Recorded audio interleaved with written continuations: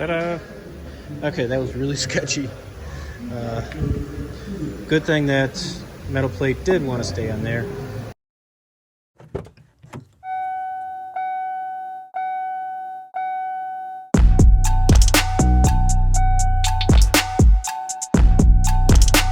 Hello.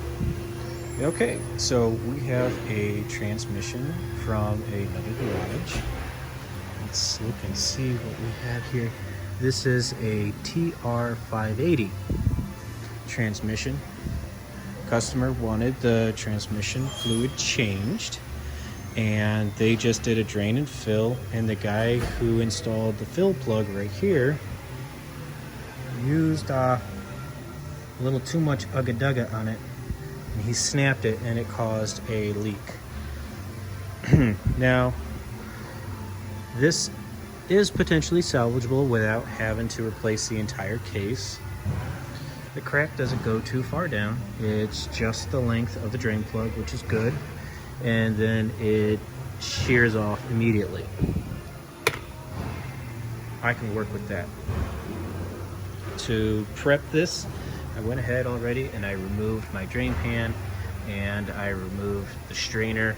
I'm collecting the old fluid because this fluid's $25 a quart. It's still good, it's brand new, so I can put it back in the transmission, save the customer a little bit of money. This is the kit that we're going to be using. This is from a company called Timesert. They make excellent inserts, and they put really good tape on here apparently, because I can't open this one-handed.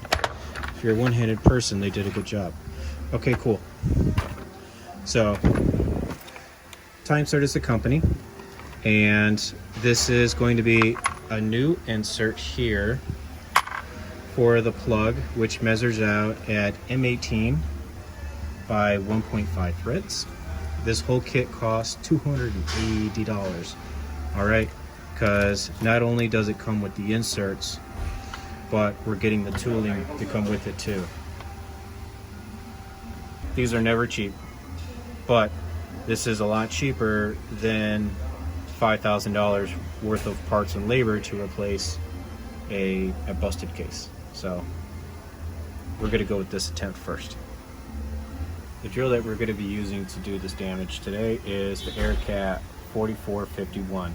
This is a 1/2-inch drill that will not go over 400 RPM. That is perfect for drilling. This thing's got nothing but torque and low speed. Okay, that's what I want. We're going to be using a 23/32 drill bit to bore out the busted threads. Okay, again, here's the hole with the busted threads. Let's look and see where all our trash is going to be coming through. Okay, so right in this area right there.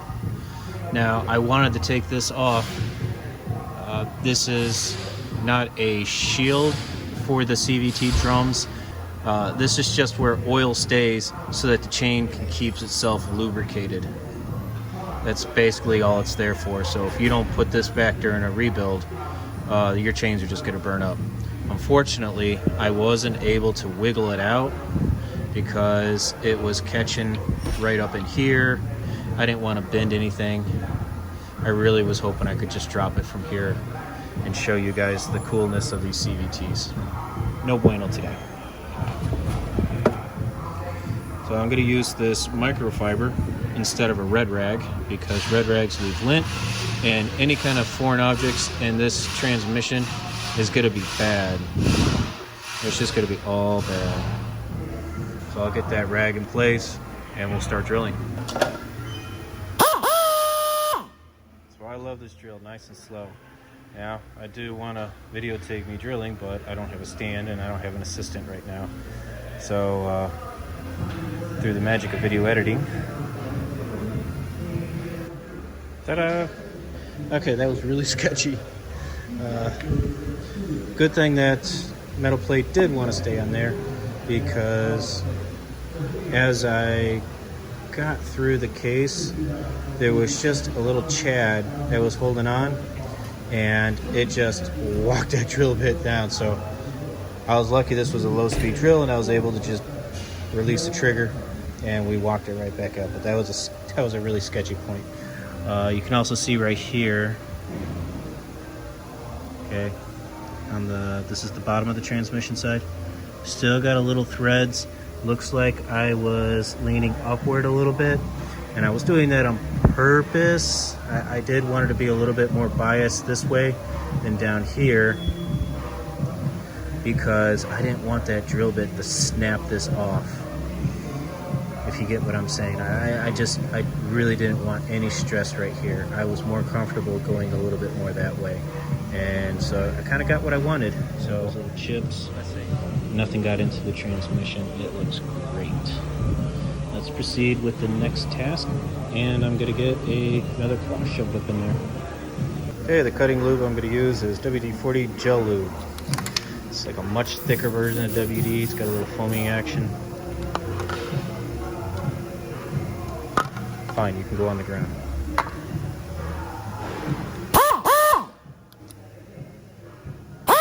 That's the right way.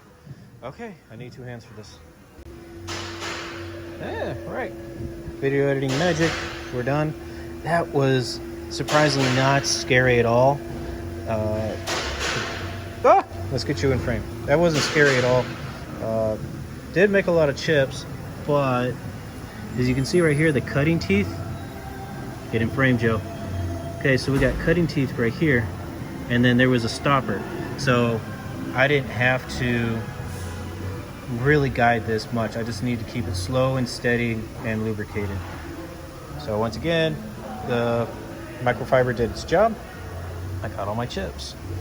Now let's get a tap in there. Okay, we got the tap going. This is an M18 by 1.5 from TimeCert from the kit. It's really important that you use the actual tap that comes with the kits, unless you're just like an ugga-dugga machinist and you know what you're doing. For all us other guys who don't understand anything about being a machinist, stick with the parts in the kit.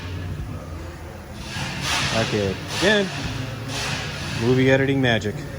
I also want to point out something of a technique. This is aluminum, so when I'm turning this, I'm just using the tips of my thumb and my forefinger over here, so I really want to gauge the resistance. Aluminum is very, very soft. This tap is doing a fantastic job cutting, but at the same time, I want to just take my time. Obviously, if this was a harder steel, you would use a little bit more ugga-duggas. Okay, we're all the way through. I should have mentioned as a pro tip that I should have measured the depth of this hole, and I should have marked my tap. I had to do a little fingering in here at the last minute.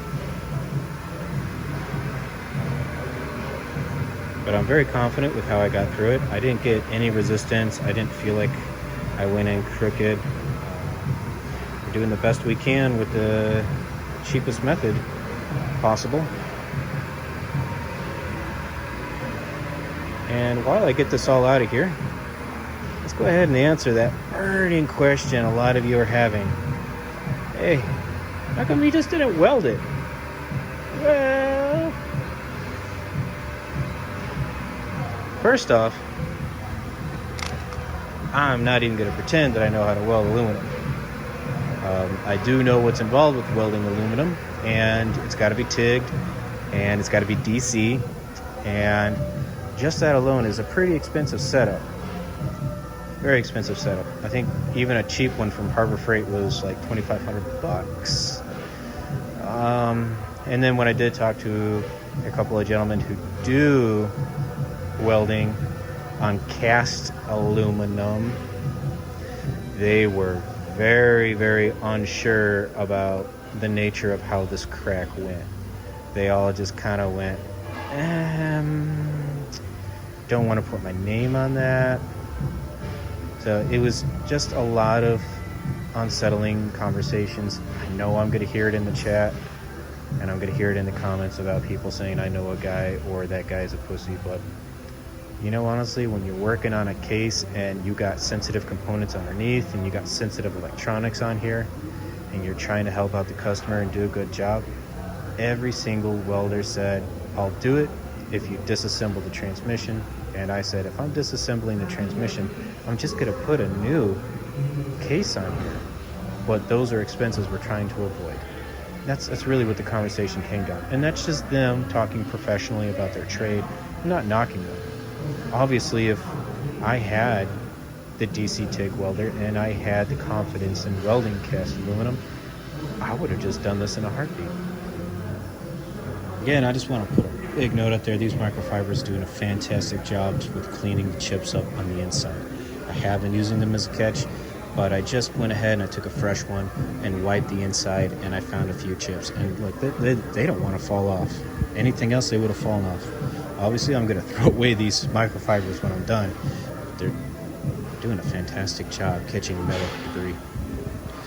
Now it's time to put in the plug. Before we put in the plug, let's take another look at that. Get in the frame, Joe. Let's take another look at that crack now that I got everything drilled out. Looks like we've had just a little bit of movement on the aluminum. That's why I'm going to make sure I put a plug that goes all the way through. Yeah, that did move a little bit. I'm also going to use some transmission sealant to seal up anything in there.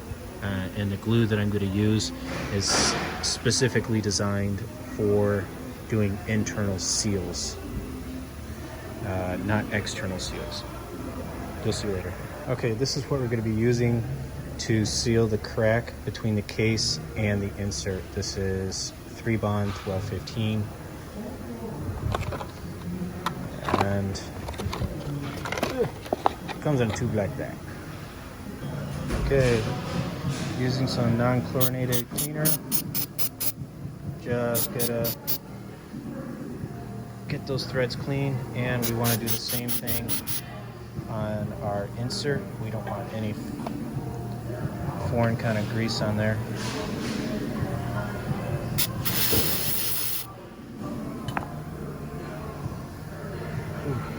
Okay, so with this glue right here, I always massage it a little bit. It tends to separate, and then I do a test squeeze, and I make sure that it has no standing liquid in it. It should come out nice and gluey like that. If it doesn't, get a new tube. Okay, you'll never get it to remix again. Okay, I'm gonna use 2 hands, and I'm gonna lube all this up. All right, wish me luck here.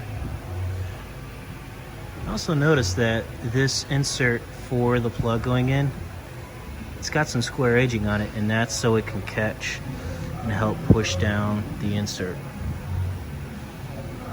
Obviously, I'm not following the directions because I should be using a cutting oil, and I'm not. I'm using glue. I need 2 hands for this. Okay, this is where I'm at right now. I just bottomed out, and it says I gotta push through just a little bit more, and that is to stretch the threads between the case and the insert to make sure the insert doesn't walk out again. I'm feeling really sketchy about that because this is aluminum, and over tightening is where we got to this point in the first place. So can I see what's going on up in there? Let's get some light. Okay. Yeah. You can just kind of see it poking through. So I might have already come through enough. Okay, it's coming out now. There was a point where it did want to walk out again, but I just ran it back down and just gave it one touch of the ugga-dugga. And you could tell by my heavy breathing. This is very exciting and very nerve-wracking for me. Alright, let me clean this up and see what everything looks like. Okay, we're all cleaned up at the top. I'll blast all these chips off once I have this port sealed up. I did take the liberty of kind of going in underneath on the seam side of this insert and just gave it a nice little bead of glue with my fingertip just in case. Did come through a little bit, but I'm not worried about what's down there. You see how it just kind of came up around the edges? I'm not really worried about that because this plug, it doesn't go but just that deep. So we're good. Wait, what? Oh! I got scared. I got the wrong plug. Alright. Let's make sure everything fits. It's going in nice and smooth without a problem.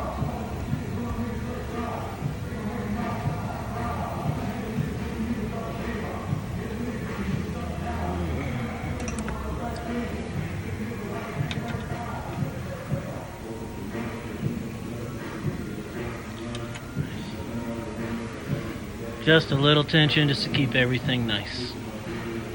Alright. Thanks for watching, guys. Okay, just a little post-check video.